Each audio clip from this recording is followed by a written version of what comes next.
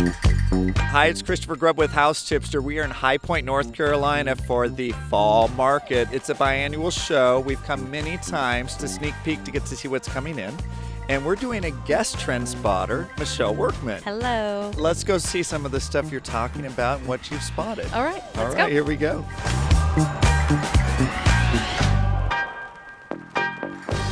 Now we're in the Theodore Alexander showroom.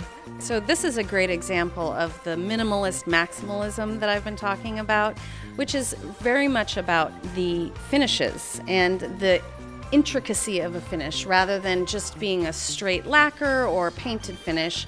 There's multiple patterns going on and more exotic and luxe woods being used. And we've seen that for a while. It was so contemporary, and now these details coming in and more details and more details. Now, one thing, you have a lot of Art Deco in your line, which I love. Actually, this chair right here is a great example. It's a really modernized version of Art Deco, so it becomes transitional rather than modern. It's a great shape, probably originally before Art Deco even was based on a klezmo style. I was going to say a little bit of a klezmo style. And you talked about transitional. You could put a colorful fabric on it, something that's really bold, make it contemporary and all of that. What about fabric? I know you watched the runway. I do. You had a standout over in this vignette. Yes, well, this color is a really soft, beautiful sort of muted orchid. And I think that this is something that we've been seeing more and more of all over market. And it's a beautiful, welcoming color.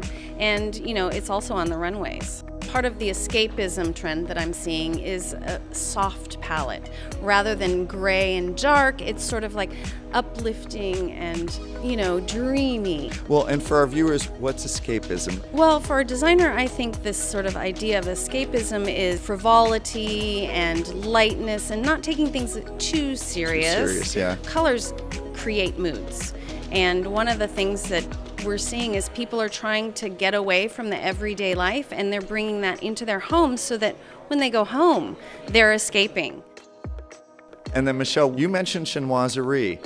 Let's look at this piece. You loved this, and what does that mean? I do love this piece. This is a really great example of a traditional chinoiserie. The beauty of chinoiserie is that it was all about the idea of the Far East and what that meant to the British and the Americans and the Italians and the French all on the continent.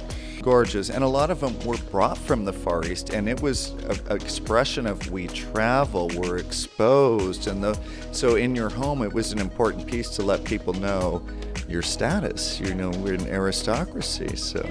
And as you can see, there's a lot of whimsy to it. Everything's sort of stylized and pretty, and the colors are really soft and muted, and it's just really pretty. And it makes you feel good to look at something like this. I agree. I think it's fantastic.